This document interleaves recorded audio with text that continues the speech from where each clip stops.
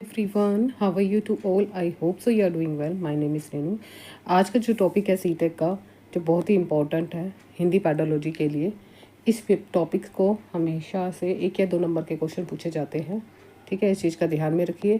साथ ही साथ जो बच्चे रेगुलर क्लासेस देख रहे हैं, साथ ही साथ PYQ भी करते जाइए ताकि आपकी प्रैक्टिस डेली हो चुके, क्योंकि आपको भी पता है सिर्फ आपके पास 1 मंथ का टाइम रह गया है। और SST के लिए मैं शॉर्ट नोट्स में चैप्टर वाइज लेके आ रही हूँ। मैंने 6 क्लास कंप्लीट कर चुकी है हिस्ट्री एंड ज्योग्राफी की।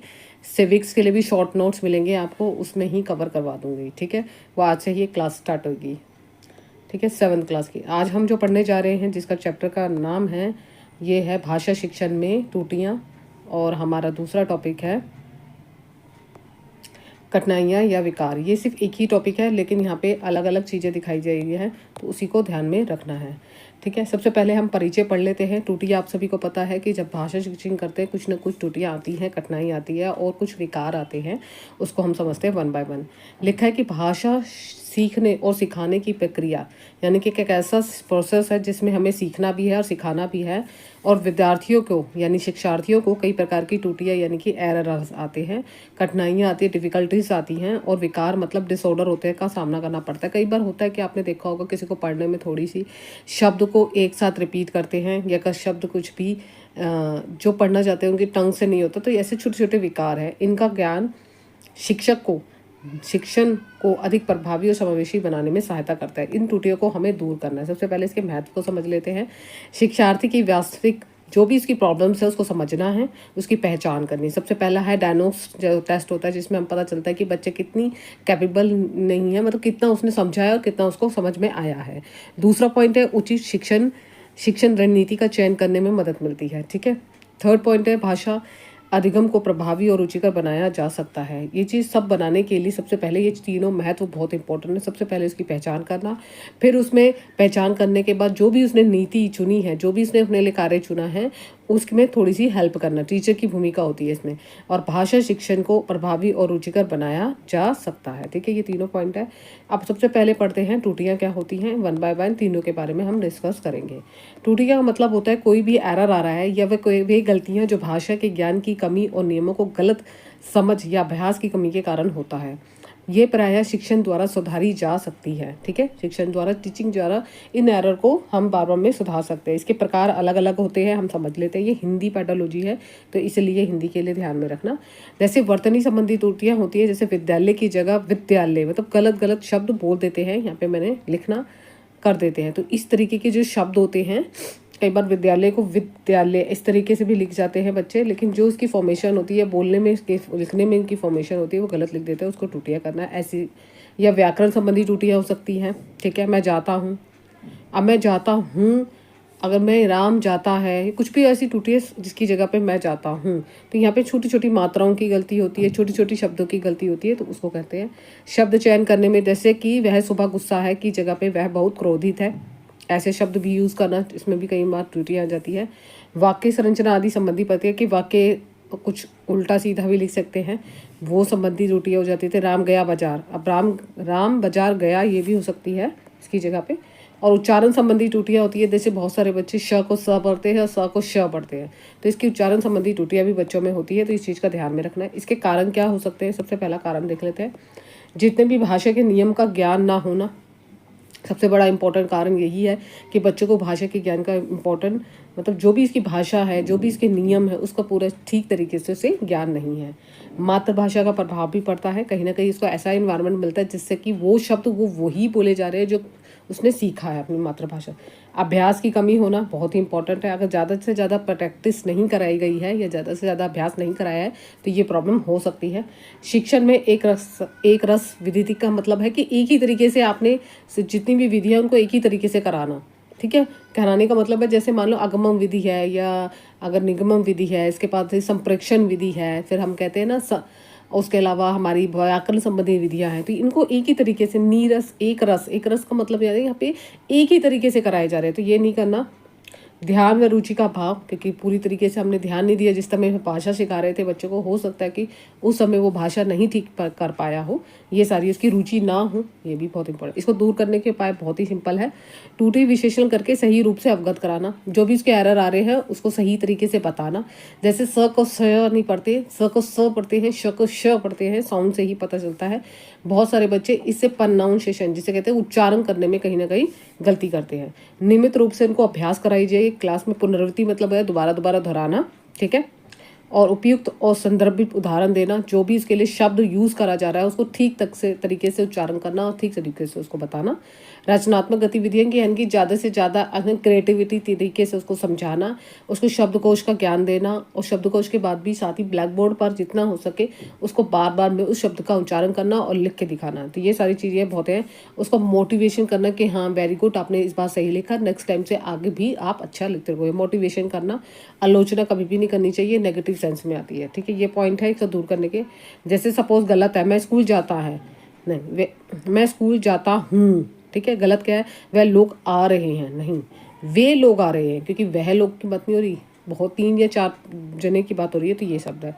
दूसरा आता है डिफ़िकल्टी लेवल। डिफ़िकल्टी लेवल का तो आपको सभी को पता होगा, किसी भी समस्या को यानी भाषण शिक्षण की प्रक्रिया में विभिन्न प्रकार के कारणों के कारण उत्पन्न होती है, जिससे सीखने में बाधा आती है। कई बार होता है डिफ़िकल्टी लेवल इतना हाई हो जाता है कि बच्चों को एक चीज़ नियम से, कई बार होता है संधि जो होती है वो थोड़ी सी डिफ़िकल्टी लगती है बच्चों को, तो इस चक्कर में बच्चे क्या करते हैं, उसमें इंटरेस्ट नहीं दिखाते। तो अगर इंटरेस्टिंग तरीके से आप बच्चों को संधि समझाओगे तो बच्चा उसमें इंटरेस्ट लेना रहेगा। फिर अगर उसमें फिर भी इसको डिफ़िकल्टी आती है तो उसमें क्या क्या डिफ़िकल्टी आती है, कठिनाई क्या क्या आती है, उसको हम समझते हैं। देखिए ध्वनि संबंधी, क्योंकि कई बार होता है उच्चारण में हमें वो ध्वनि सही से उच्चारित नहीं की गई होती है, तो जिस चक्कर में बच्चे नहीं कठिनाई आती है। ध्वनि में सुनना, पहचानना और बोलने में कठिनाई आती है। शब्द भंडार संबंधी कठिनाई है, शब्दों का अर्थ याद रखना और उसका प्रयोग करने में कठिनाई आती है, बहुत ही इंपॉर्टेंट पॉइंट है ये। व्याकरण संबंधी कठिनाइयाँ भी आती है, नियमों को सही से समझना और उनको लागू करने में कठिनाई आती है।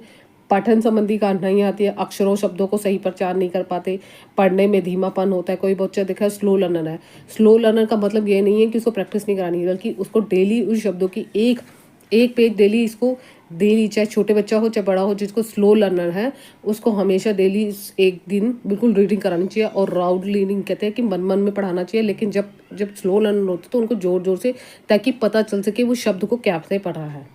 दूसरा चीज़ है अर्थ संबंधी कठिनाइयाँ, जो पढ़े और सुने हुए शब्दों में कठिनाई होती है। कई बार ऐसे हम शब्द पढ़ लेते हैं, कहीं से सुन लेते हैं, तो वही शब्द हम बार बार में दोबाराते हैं, तो उसमें भी कठिनाइयाँ होती है। इसकी कठिनाई का कारण क्या होता है, मातृभाषा का हस्तक्षेपन, वही सेम इन्वायरमेंट के अकॉर्डिंग जैसे मातृभाषा बोली गई है। कई बार तो तलाके बोलते हैं हम बच्चों को, तो ऐसे नहीं बोलना चाहिए, उसको सही सटीक और सही तरीके से बताना चाहिए। शिक्षण विधि के उपयुक्त का अभाव, शिक्षण विधियों को सही तरीके से प्रयोग ना करना। रुचि बहुत इंपॉर्टेंट है कि बच्चे में रुचि थी, रुचि या प्रेरणा की कमी होना, कि उसको रुचि नहीं दिखाई गई, इंटरेस्ट नहीं दिखाया गया, कि बच्चा गलत बोल रहा है तो गलत ही बोल रहे हैं, नहीं, ऐसा नहीं होना चाहिए।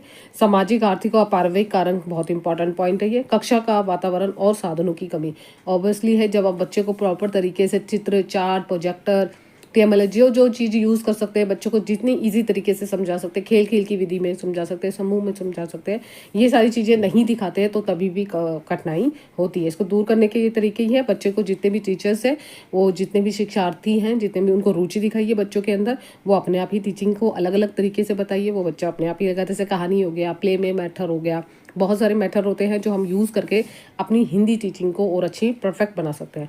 विविध तरीके की रोचक गतिविधि, वही मैंने एक्टिविटी बेस बता दिया, जिस तरीके से ग्रुप बना दीजिए, अलग अलग टॉपिक्स में अलग अलग चीज़ें दीजिए, बच्चे डिस्कस करेंगे कि आप ये शब्द गलत बोल रहे हो, तो ये सिखाएगा वहीं पर उच्चारण करना। व्यक्तिगत ध्यान और मार्गदर्शन, आपका काम है हर बच्चे के ग्रुप को ध्यान में देना कि कौन सा बच्चा कैसे बोल रहा है। अगर जिनको आता भी है लेकिन उनका भी ध्यान रखना कि वो बच्चे ठीक बोल रहे हैं, नहीं बोल रहे, सही उच्चारण कर रहे हैं, नहीं कर रहे, इस चीज़ का मार्गदर्शन करना। जहाँ गलती हो तो आपका काम है एक उसको गाइडेंस करना, ठीक है। चौथा पॉइंट है सरल से कठिन की, यही बहुत इंपॉर्टेंट। पहले इजी टॉपिक्स दीजिए, फिर थोड़ा सा डिफिकल्टी लेवल बढ़ाते जाइए धीरे धीरे। क्रमिक शिक्षण, वही सीक्वेंस में चलना। उसके बाद है सतत मूल्यांकन और फीडबैक यानी प्रतिपुष्टि। इसका मतलब ये आता है कि जो भी बच्चों ने किया हुआ है, जैसे सपोज आपने संधि पढ़ाई है तो संधि में कितना समझ में आया, उसके लिए आप एक ऐसा टेस्ट बना दीजिए जिसमें हम MCQ दे सकते हैं, शॉर्ट दे सकते हैं, लॉन्ग दे सकते हैं, थोड़े से लॉन्ग, थोड़े शॉर्ट, वेरी शॉर्ट, फिर थोड़े लघु, फिर हम वस्तुनिष्ठ प्रश्न दे सकते हैं, और भी डिफरेंट डिफरेंट टाइप के प्रश्न होते हैं, वो दे सकते हैं ताकि बच्चे की और उससे पता चल सके कि बच्चे को कितना समझ में आया, कितना समझ में नहीं आया। कठिनाई में वही चीज़ मैंने आपको बताया कि ब को व पढ़ता है, व अंतर नहीं समझ पाता। उपाय है चित्र या कार्ड या श्रवण बोलने के लिए अभ्यास कराना। वही मैं कार्ड दिखा दो, फ्लैक्स कार्ड बना दो, या चित्र दिखा दो, या फिर बहुत सारे बोर्ड में आपके आज तो वीडियो भी आती है, वीडियो भी दिखा सकते हैं जो उससे रिलेटेड हों, या फिर आप कुछ और TLM यूज़ कर सकते हैं। विकार संबंधी डिसऑर्डर पढ़ लेते हैं, ये बहुत ही इंपॉर्टेंट है और एग्जाम में हर एग्जाम में पूछा जाता है, चाहे CDP हो, चाहे मैथ्स हो, चाहे इंग्लिश हो, या कोई भी लैंग्वेज हो, उसमें भी पूछा जाता है। सबसे इंपॉर्टेंट टॉपिक है। विकार मतलब होता है डिसऑर्डर, यानी कि विकार एक स्थायी यानी कि एक परमानेंट स्थिति है जो किसी प्रकार से शारीरिक रूप से, मानसिक रूप से और तांत्रिक का मतलब मन नली नालिका में जो होती है संबंधी कारणों से उत्पन्न होती है, जिसके उपचार विशेषज्ञों की सहायता से किया जाता है। इसके अलग अलग विकार है। सबसे पहला है वाचिक विकार, स्पीच डिसऑर्डर होता है जिसमें तुतलाना, हकलाना, आवाज़ का निकालना। ये याद रखना, कई बार स्पीच में पूछ लिया जाता है। हेयरिंग मतलब होता है कानों से सुनने की क्षमता की कमी होती है। वाचन मतलब होता है डिसलेसिया, जो आपने 12वें में पढ़ा है, रीडिंग में प्रॉब्लम होती है।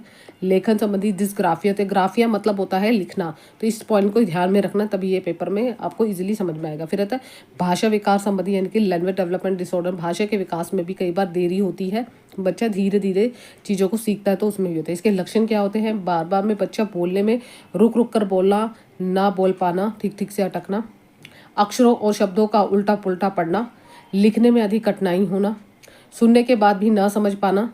कई बार होता है कि किसी किसी को सुनाई कम देता, तो वो चीज़ें बाद में सुनता है, तो वो जाता है। ऐसे बहुत सारी फिल्मों में अगर आप देखोगे तो ये चीज़ें प्रॉब्लम होती है। तो ये कैसे ठीक करेंगे, इसको भी हम यहाँ पे बताएंगे। भाषा सीखने की गति बहुत धीरे होना। ये नहीं है कि आप अगर उस बच्चा सीख नहीं पा रहा है या धीरे सीख रहा है तो आपको निगलेक्ट, इन सभी चीज़ों के कारणों से बच्चों को निगलेक्ट बिल्कुल नहीं करना चाहिए। उसके उपाय क्या है? सबसे पहले तो है आपका टीचिंग कराना चाहिए, यानी कि जिसे बोलते हैं स्पीच थेरेपी या साइकोलॉजिस्ट दिखाने की सहायता से उनकी चीज़ों को, प्रॉब्लम को समझो, फिर उसके जरिए उसका काउंसलिंग करो उसी अकॉर्डिंग जिस तरीके से वो बताएंगे। ठीक है, विशेषज्ञ वाला जिसको कहते हैं IEP बनाना। ठीक है, एक व्यक्तिगत रूप से योजना बनाते हैं कि क्या क्या चीज़ें उसके लिए यूज़ करनी चाहिए।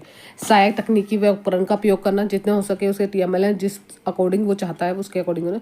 परिवार व विद्यालय का बहुत से सहयोग होना चाहिए, साथ ही साथ टीचर का भी सहयोग होना बहुत जरूरी है। इसमें पेशेंस होना चाहिए, सहानुभूति होनी चाहिए और निरंतर अभ्यास करना चाहिए। स्कूल जैसे अगर पेरेंट्स करा रहे हैं तो साथ में साथ टीचर को भी उस चीज़ को फॉलो करना चाहिए ताकि बच्चा और अच्छे से सीख सके। ठीक है, इसमें कहने का अभिप्राय है कि हर बच्चा अलग होता है, उसकी गति, उसकी क्षमता और उसकी शैली को समझने की भाषा शिक्षण के अलग अलग होते हैं। टूटी पर दंड बिल्कुल नहीं देना चाहिए, उसके सुधार और प्रोत्साहन करना चाहिए, उसे मोटिवेशन करना चाहिए।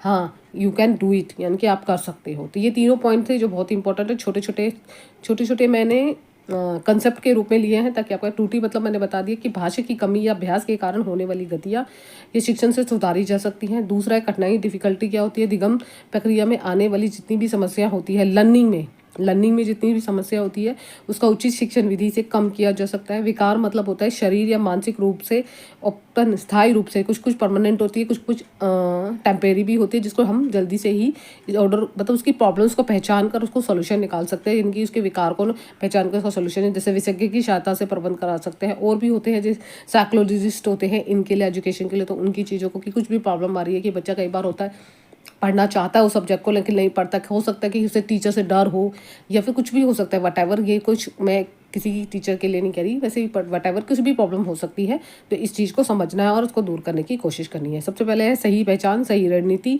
और सकारात्मक दृष्टिकोण ही सफल और भाषण शिक्षण की कुंजी है। कहने का अभिप्राय है अगर आप सही तरीके से बच्चों को समझेंगे तो आपके पास जितने भी बच्चे हैं, चाहे वो हो स्लो लर्नर हो, चाहे फास्ट लर्नर हो, चाहे क्रिएटिविटी चाइल्ड हो, उन सब के लिए ये प्रॉब्लम्स ईजी हो जाएगी अगर आप उस बच्चे को समझ पाएंगे। ठीक है, ये this is the duty for you, आपकी खुद की ड्यूटी है कि इस चीज़ को समझना। ठीक है, CTEC में ऐसे क्वेश्चन बहुत सारे दिख जाते हैं कि बच्चे भी सिचुएशन दे देंगे और आप उस सिचुएशन को समझ के उसका आंसर बताना है।